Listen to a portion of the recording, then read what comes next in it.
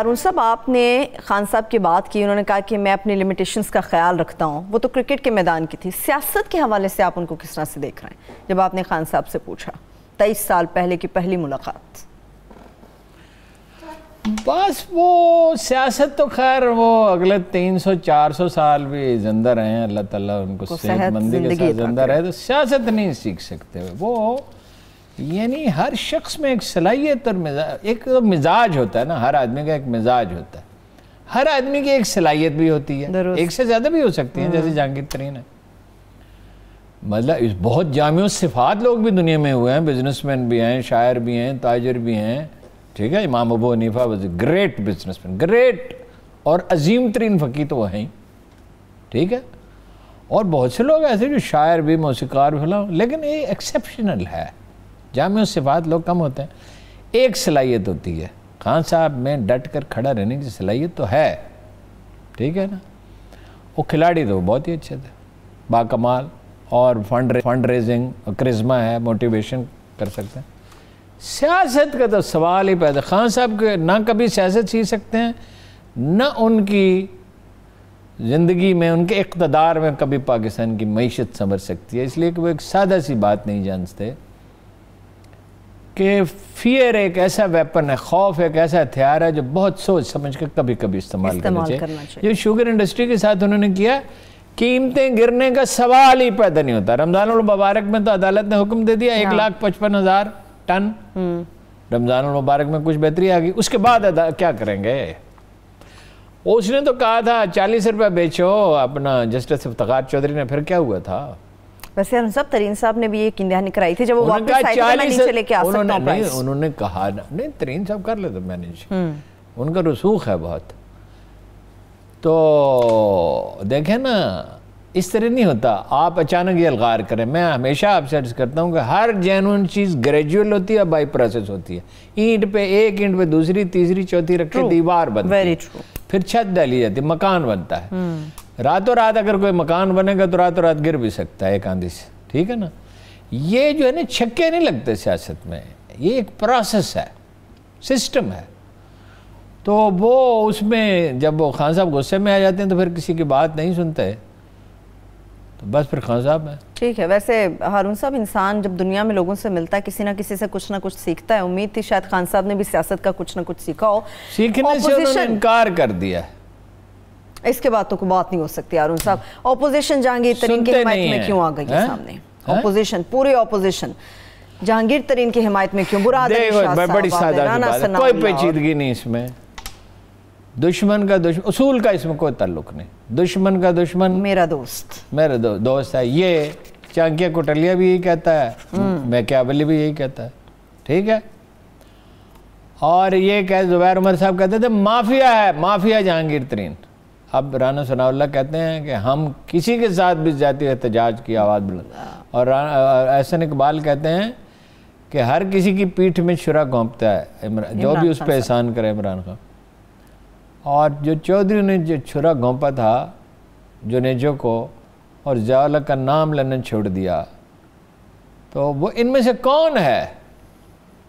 इनमें से कौन है जो कभी उसूलों पे खड़ा रहा? मैं आपसे हमेशा कहता हूँ, कायद आज़म के सिवा किसी आदमी का नाम बताएं जो दायम उसूलों पे खड़ा रहा। बिल्कुल सही बात है।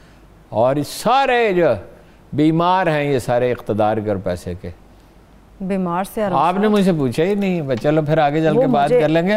वो मरियम बीमार से याद आया हारून साहब, मरियम साहब बीमार है, मौलाना साहब को भी उन्होंने कह दिया सब बीमार हो गए, सब बीमार है।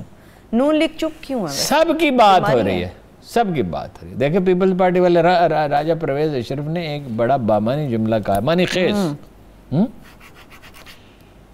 कि हमारा मुंह न खुलवाएं। वो कहते हैं जी इन्होंने समझौता कर लिया, नवाज शरीफ साहब बाहर चले गए, मरियम ने चले जाना था, वो तो इमरान खान ने जाने नहीं दिया, सब जानते हैं। और हमजा भी आ गया, और शहबाज शरीफ साहब की भी बात हो गई है। और यहाँ ये तो पंजाब असम्बली में सेटलमेंट करके हमसे कहा कि अपना उम्मीदवार विड्रा कर लो। इनके पास 24-25 फालतू वोट थे, तो पीपल्स पार्टी के आदमी की थोड़ी सी अगर थोड़ी सी थी पॉसिबिलिटी तो थी, हमें बताया नहीं। ये कहते हैं कि पीपल्स पार्टी ने मफाहमत कर ली है, हैं? सही। वो सिंध में गवर्नर राज तक का नौबत आ गई थी खतरे की, और मुकदमात बेशुमार और करप्शन। और जरदारी साहब, हाँ जी, जरदारी साहब ने भी शहबाज शरीफ की तरह एक दहले की करप्शन कभी नहीं की। अच्छा, वो कहाँ गवर्नर राज लगने की बातें हो रही थी, कहाँ 3 महीने से पीपल्स पार्टी के किसी लीडर की पेशी तक नहीं हुई।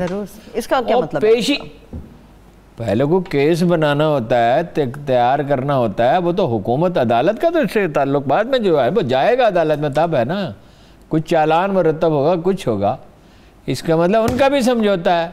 ये भी चाहते थे, मौलाना साहब ने ये मैसेज भेजा था, मेरे साथ थोक का सौदा करो, थोक का। परचून पे बात नहीं बनने वाली। गवर्नर ही उन्होंने कहा दे दे बलूचिस्तान की, बिलावल से कहा था 2 डिप्टी कमिश्नर रख दे। वहाँ तो मसला बिगड़ गया ना हारून साहब। यहाँ भी बिगड़ा हुआ है ना, कोई तब्दीली एक्सपेक्टेड है? सबको हिस्सा दे दें थोड़ा थोड़ा। हाँ जी, इमरान खान साहब क्या प्लानिंग कर रहे हैं? कोई एक्सपेक्टेड है आपको तब्दीली? इमरान खान साहब ने एक अजीब बात अपने किसी दोस्त से कही है, क्या, कि अगर जहांगीर तरीन पीपल्स पार्टी के साथ डील कर सकता तो मैं खुद क्यों ना कर लूँ? फिर मुझे जहांगीर तरीन से डील करने की क्या जरूरत है? मैं पीपल्स पार्टी से कर लेता हूँ। अच्छा, पीपल्स पार्टी क्या कर रही है? अगले इलेक्शन पे नजर रखी हुई है। वो सराइकी बेल्ट में दाखिल होने चाहते हैं। अच्छा, उनका ख्याल है कि with the help of Jahangir तरीन सराइकी बेल्ट और सरगोदा, ठीक, इसमें वो कुछ इलेक्टेबल्स हैं जी, जो कामयाब उम्मीदवार होने का इम्कान होता है, जिनका जीतने वाले उम्मीदवार, अब वो कह रहे हैं आएंगे, अब आएंगे या नहीं आएंगे तो कल देखेंगे। ठीक है, नून लीग की और उनकी भी ठन गई, ये भी तय है। दुरुस्त। अच्छा, पीपल्स पार्टी से बात तो हो रही थी, सरगोशियां तो थी, अभी कंफर्म नहीं हुआ था। शैला रजा शेख रशीद बन गई है एक दिन, और उन्होंने एक ट्वीट कर दिया, एक जबरदस्त सा ट्वीट कर दिया, जबरदस्त, कि वो मिलेंगे और पीपल्स पार्टी में शामिल हो जाएंगे। कहा जाता है, मेरे पास कंफर्मेशन का कोई जरिया नहीं है, वैसे तो बड़ी अच्छी खातून है शैला रजा, कि वो उन्हें डांट पड़ी। किससे? चचा से। अच्छा, जरदारी साहब से। ठीक है, ठीक है, ठीक है, कि शैला तुम्हें क्या हुआ है? वो जरदारी साहब जो है ना, भुट्टो साहब की तरह बात करने की कोशिश करते। भुट्टो साहब सबको नाम लेकर बुलाते थे। मतलब मलक मेराज खालिद जो है वो बड़े थे उम्र में उनसे,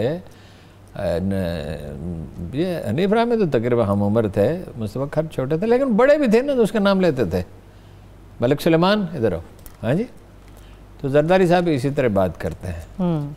कह रहे थे कि वो कुर्सियाँ लगाई खातीन के लिए, एक मीटिंग थी, कुर्सियाँ लगाई, मर्द भी थे खातीन भी थी, फौजिया आप जिंदा थी उस वक्त, और खातीन भी थी पार्टी की, हैं।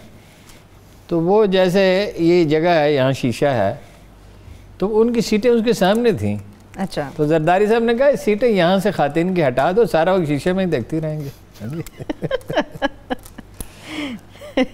ठीक है। और वो बुजुर्ग बन के बात करते हैं, उससे कहते हैं अपना रज़ा रब्बानी से, रज़ा रब्बानी तुम कुछ नहीं कर सकते, इस तरह बात करते हैं।